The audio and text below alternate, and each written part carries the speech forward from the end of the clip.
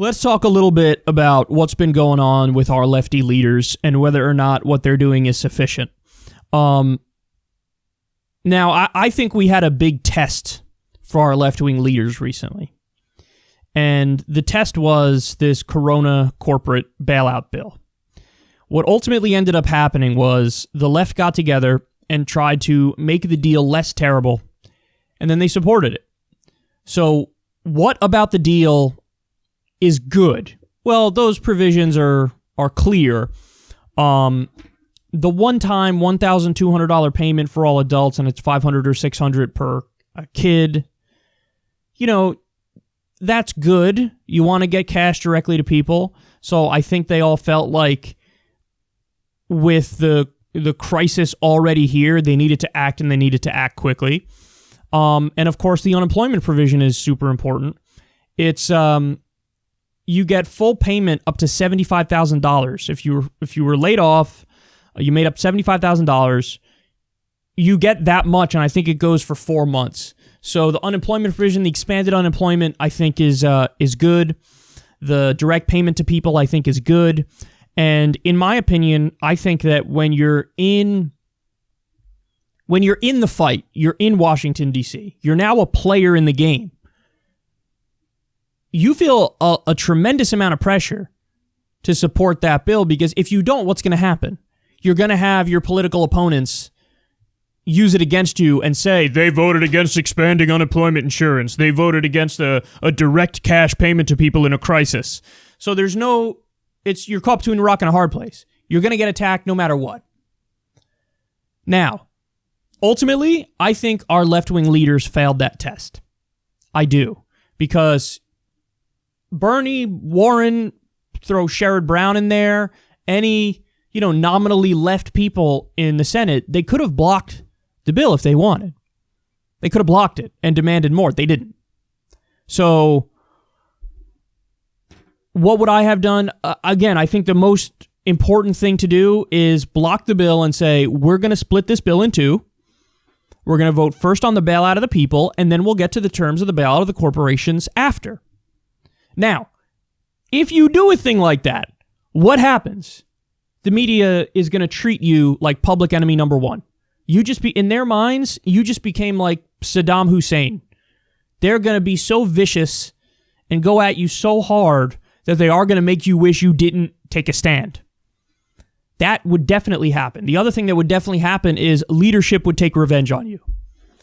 Whatever, committee assignments you might have, gone.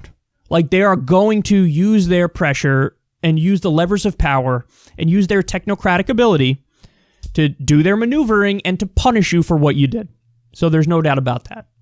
But ultimately, I think you had to do that. You had to hold up the bill and say split it in two, or at the very least, demand a hell of a lot more than just a one-time $1,200 payment and expanded unemployment insurance.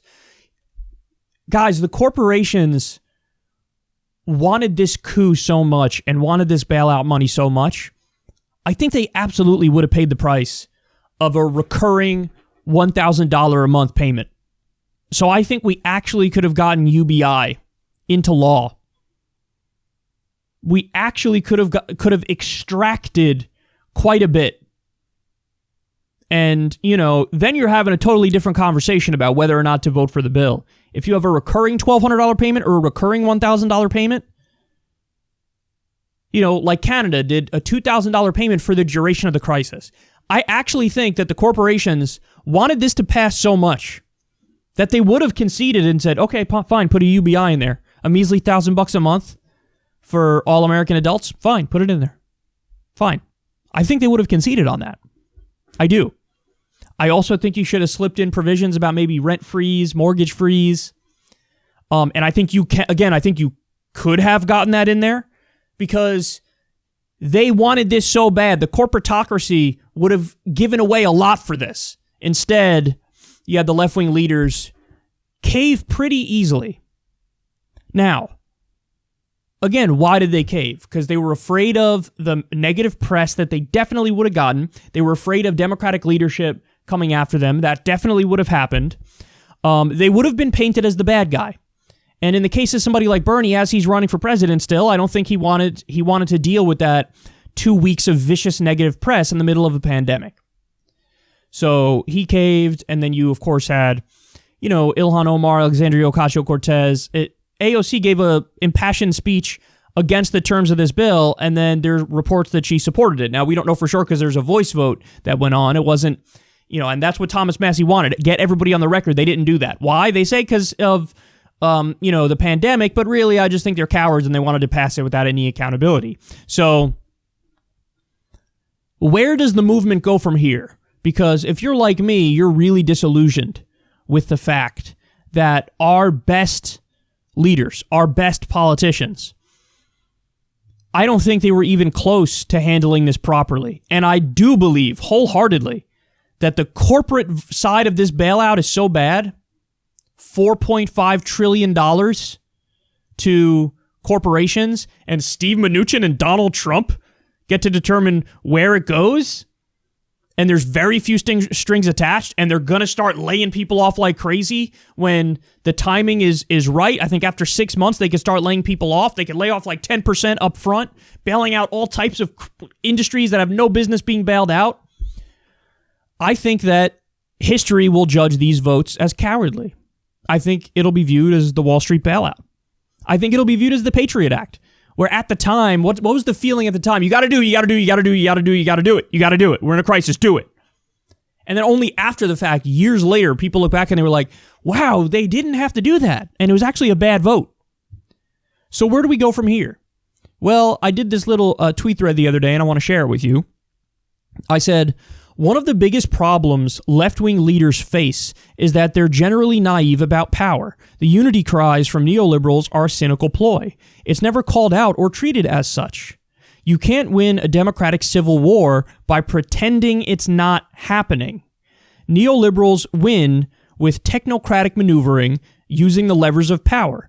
The left wins by harnessing and leveraging the power of movements and giant numbers of people. You can't sacrifice your biggest weapon. Congress has a 22% approval rating because the public knows they largely represent corporate interests over people. Why would the left feel the need to unify with universally despised corporate tools?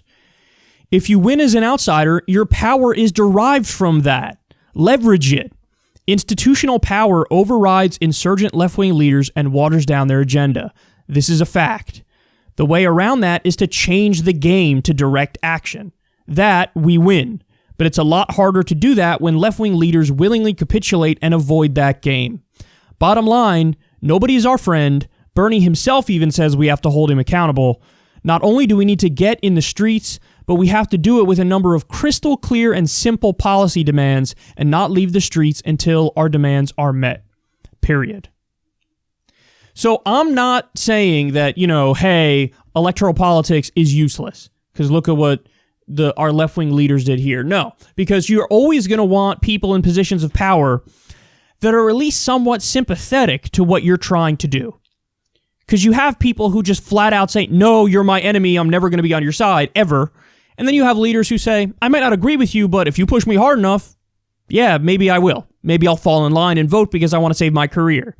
So there is a difference. And of course we want more people like Bernie Sanders and Ilhan Omar and AOC and Rashida Tlaib and Ro Khanna and fill in the blank. We want a lot of leaders like that. But we can't have any illusions anymore. And what I mean by that is they're not anybody who's inside the house. They are by definition not on our team. They're not. They're just not. Because once you get in the halls of Congress, what happens? All of a sudden the calculation is different. Because you get in there and you feel like, well, this is like you're back in high school. I feel like the loser. I feel like the odd man out. And it's human nature to want to go along to get along. And so what they do is these left-wing leaders think, oh, I'm going to out-technocracy, outmaneuver the likes of Nancy Pelosi. I'll snuggle up to Pelosi and try to get extractions from her wherever I can and basically play the game better. But like I laid out in this thread here, left-wing power is not derived from technocracy and maneuvering and politicking and using the levers of power from inside. How is left-wing power exerted? That's how it's exerted. From the outside. So, a true left-wing leader harnesses the will of the people and throws around the weight of the people and uses your biggest weapon effectively. So, what happens in a situation where Bernie Sanders acts more like Trump? In this sense, he goes, because they asked Trump, are you going to support the eventual Republican nominee? And he was like, I'll get back to you. What does Bernie do? Bernie goes out of his way to remind, oh, yes, if it comes down to it, I'll support Joe Biden and I'll campaign for him. And of course, Trump is the worst and all that stuff. If you're giving up all your leverage up front. You're giving it up front. Now, you might say, well, Kyle, how do you know that if Bernie throws around his weight and says, what if I take my ball and go home? What if all my supporters stay home? How do we know that's going to work? 2 words, Tea Party.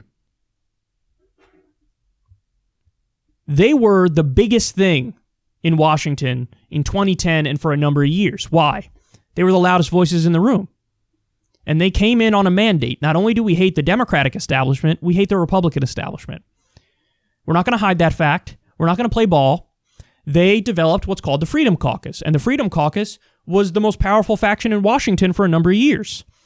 Because whatever legislation came up, you had to reckon with that giant block of outsider right-wingers.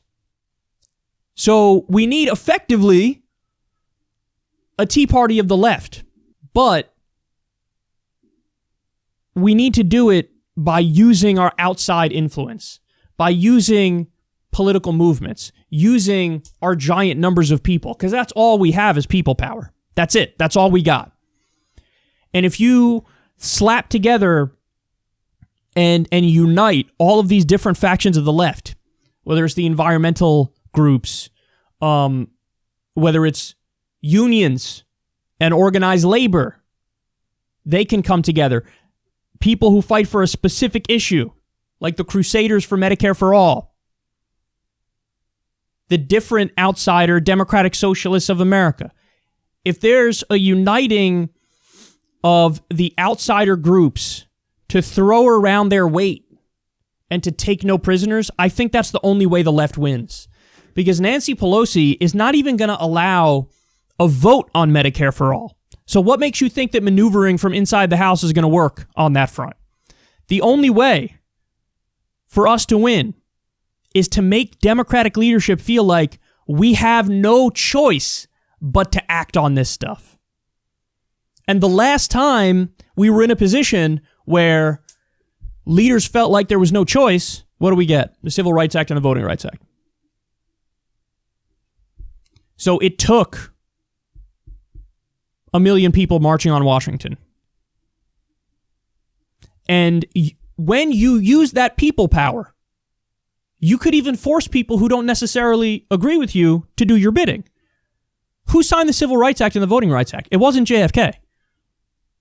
It was Lyndon B. Johnson. And Lyndon B. Johnson is notorious. He used to throw around the N-word like it was nothing. So you're telling me the Southern white racist president signed civil rights and voting rights? What? How? How does that happen? Because these brilliant leaders leveraged people power and used it against all of Washington, D.C. and forced their hand and made them feel like, oh my God, we got to do something. By the way, go back to FDR, same thing. Organized labor pushed him. FDR was viewed as the savior of capitalism because the thought at the time was, oh my God, if we don't act and do massive social democratic reforms, then communism is going to take over the United States. So you see what got them to move? FDR was ideologically sympathetic to the left, and then they thought the choice was either there's going to be a communist revolution or we do peaceful social democratic reforms, and that's the only reason they go in the direction of peaceful social democratic reforms. That's it.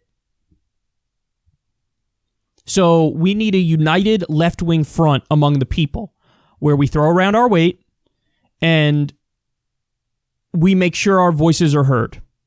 And the way you do that is by organizing something like a general strike, by organizing around specific policy goals. I'm not with that, women's movement shit where everybody's wearing a pussy hat and nobody even knows exactly why they're out there. No, we're organizing for Medicare for all, free college, a living wage, ending the wars and using that money to redirect it towards an infrastructure deal. I got no problem adding a universal basic income to that, especially given the pandemic that we're in right now and how that's the clearest solution for people going through economic hardship. I'll add that to the list. We need to organize and protest around specific policy goals and not stop until we win. Not stop until we're heard. We're not compromising anymore. We're not asking you. We're telling you. What I would have said to AOC and Bernie Sanders, I'm not asking you to vote against this bill. I'm telling you to vote against it. Because you're about to do something that's going to destroy your own legacy. You just voted for effectively $4.5 trillion to go to powerful corporations with next to no strings attached.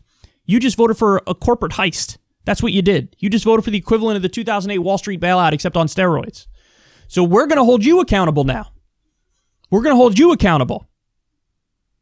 And the way that we harness this outside power, leverage this outside power is, honestly, we scare the hell out of everybody in Washington, D.C. And we let them know we're a force to be reckoned with, and we do that through large numbers being organized and protesting. I honestly think the outside game is now the only way to make change, to do reform. The only way you're going to get real change is through something like a general strike, through something like organized movements. And that lesson of history has been waiting for us. We need people who are somewhat sympathetic to us in positions of power, and then we force them to do the right thing by scaring the hell out of them, by making them think we have no option but to do this. So that's why I have Martin Luther King and Malcolm X over my shoulder, because I think that this is really the only way to get change moving forward. That any semblance of just electing the right people and then sitting back, not going to happen. Never going to happen. Even Bernie voted, I think, the incorrect way and didn't throw around his weight and his power as much as he needed to on this bailout. I mean, that tells me everything I need to know. It tells me that the left isn't being anywhere near serious enough about power. And it's time for us to get more directly involved and to take the ultimate outsider approach, because we can't sit around anymore and wait for anybody to save us. We will save us, and we're the only ones.